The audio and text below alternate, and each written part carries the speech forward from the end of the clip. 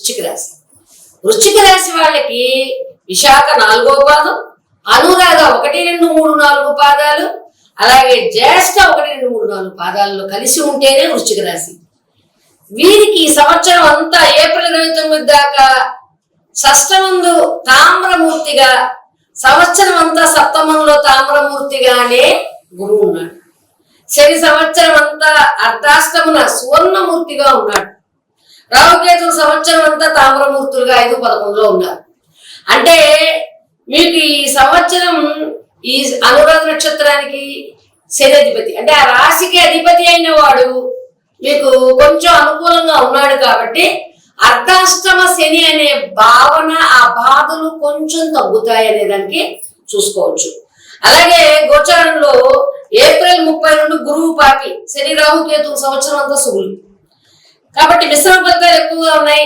రోజులు ఆశాజనకంగా జరిగిపోతాయి. చాలా పనులు ముందుకెళ్ళిపోతారు. వృత్తి ఉద్యోగాల్లో మంచి సంతృప్తులు వచ్చేస్తాయి. మనం ఏదో సొంతంగా చేయాలి అనే ఒక ప్రయత్నం చేస్తారు, దానిలో సఫలీకృతం అవుతారు. ఆదాయాల్ని, అవసరాలను సమర్థించుకుంటారు.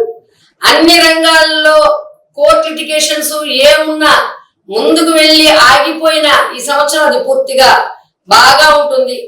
తర్వాత ఉద్యోగస్తులకి బాగుంది. వ్యాపారస్తులు గత సంవత్సరం కన్నా సంవత్సరం చాలా బాగుంది. విద్యార్థులకు అనుకూలమైన సమయం. ఉన్నతమైన విద్యా ప్రయత్నాలు సాగుతాయి కాబట్టి అంటే మొత్తం పైన ఈ వృశ్చిక రాశి వాళ్ళకి చాలా బాగుందని చెప్పుకోవాలి. కాకపోతే అర్ధాష్టమ శని వల్ల గత సంవత్సరం అంతా ఇబ్బంది పడిన వాళ్ళు సంవత్సరం వాహనాల కొనుగోలు దగ్గర ఏదైనా సొంతంగా ప్రయత్నం చేసినప్పుడు పక్కన వాళ్ళు చెప్పే మాటలు వినేసి తొందరగా దిగిపోకుండా ఆచితూచి అడుగు వేసి పెద్దల యందు అన్ని విషయాలు మీకేంటంటే ఏదైనా మేము చేసేస్తాం అనే ఒక తొందరపాటు, కుజుడు అధిపతి కదా, కొంచెం మీకు అలా ఉండదు. కానీ కొంచెం పెద్దవాళ్ళ యొక్క సలహాలు సహాయాలు తీసుకుని మీరు దేంట్లోనూ అడుగు పెడితే చాలా బాగుంటుంది. సంవత్సరం అంతా ఈ సంవత్సరం రాజు కూడా కుజుడే. శని మంత్రి అయినాడు.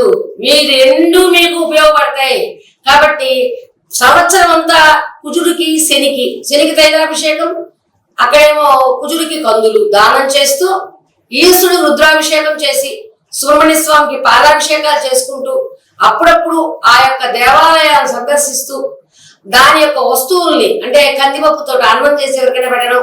అలాగే శనికి సంబంధించి పులిహారకు సంబంధించింది. పులిహార అంటే మీరు ఒక్క పులిహార పెట్టారంటే అన్ని నవగ్రహాలు శాంతిస్తాయి. దాంట్లో ఉండే వస్తువులన్నీ నవగ్రహాలకు సంబంధించినవి. చింతపండు, నూనె, ఆవాలు, ప్రతి ఒక్క విషయం. కాబట్టి పులిహారని ఎక్కువగా వితరణ చేసుకోగలిగితే మీకు ఈ సంవత్సరం అంతా బాగుంది అని చెప్పి